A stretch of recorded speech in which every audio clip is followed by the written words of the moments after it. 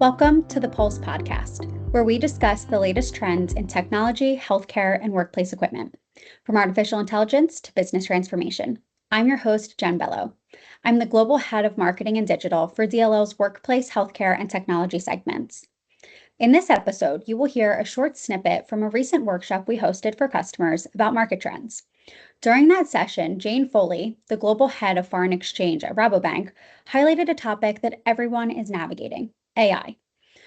No one has a roadmap for where AI is headed, but spend the next 5 minutes with Jane and you can get a clear picture of how AI is already influencing global trade, productivity, and change across industries.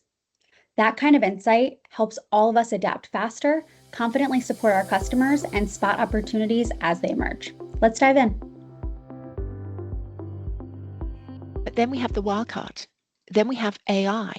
And we have the likes of the WTO forecasting that AI could lead to a real boost in global trade, most of that coming through digital services. They're talking about a nearly 40% rise in global trade in 15 years or so? I mean, that seems like an awful lot, but nevertheless, there is a lot of optimism about AI. So the AI trade, I think as we all understood, was huge last year. And we've got to remember that of the top 10 tech companies in the world, almost all of them are in the US. In fact, if we stand back and look at the top 100 tech companies in the world, great majority of them are US based.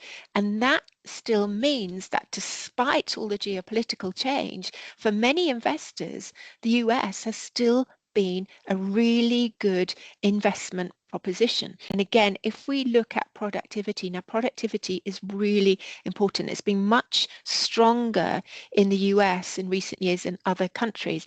And if we break it down to the likes of California and Massachusetts, we see that in counties or in regions in the US, states where they have a lot of tech, we also see a lot of productivity gains. The idea is that these productivity gains will generally work through into other parts of the US.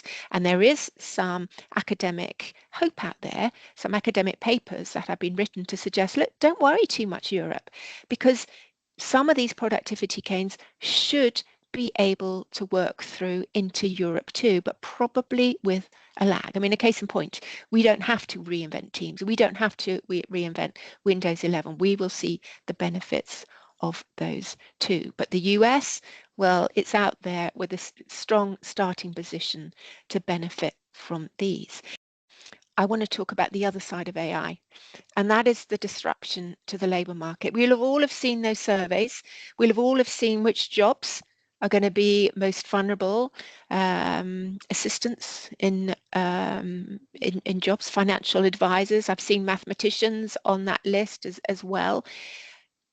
Entry jobs for graduates, another one that comes up on that list quite frequently. And that is concerning. That is concerning, I think, for all of us at some sort of level. But, again, I put in a little quote here that dates back to the UK's Industrial Revolution and, the home weavers, how they pushed back. They didn't want the spinning jenny to come in and put them out of a job. But ultimately, it increased the need for workers, just different types of workers.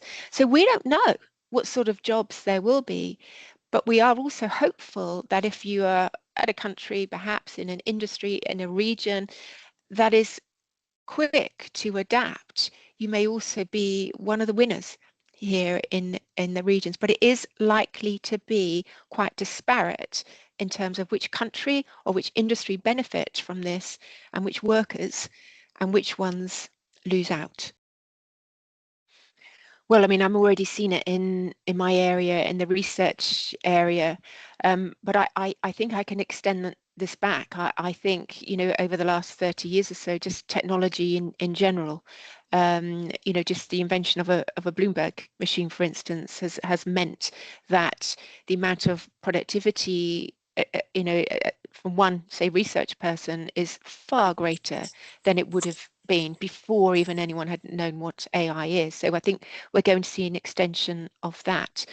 In banking, I was having this conversation actually with my boss yesterday, and he was saying that his estimate is in Holland, Rabobank has already shed a lot of staff, not necessarily exactly related to AI, but again, just to technology in general. And I think we can probably all recognize this on the retail side in recent years with the shutting down of branches and people using, for instance, apps instead.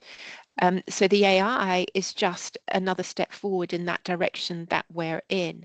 But I did want to point out, whereas banking, for instance, will carry on maybe reducing the numbers of staff and having higher levels of specialisms of productivity, that there are industries where jobs, as I read about it, are being created rather than lost. And for instance, in construction, I have been reading that in construction, they need people that can use the technology related to maybe design, related to different aspects of putting a large building together.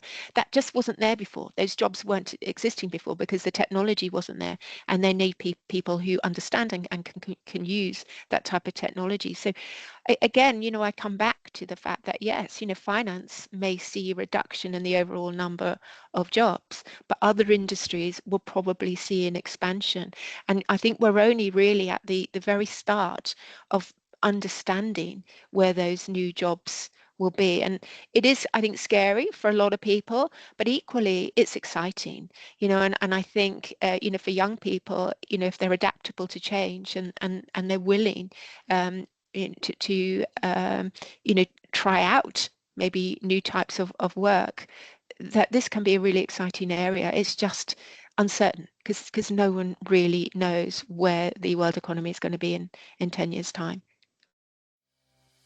Thanks for tuning in to this episode of the Pulse Podcast, and I look forward to sharing another exciting episode with you soon. This podcast is brought to you by DLL Group. All rights reserved. This podcast is for general information purposes only and should not be used as a substitute for professional advice. The opinions expressed in this podcast are solely those of the participants.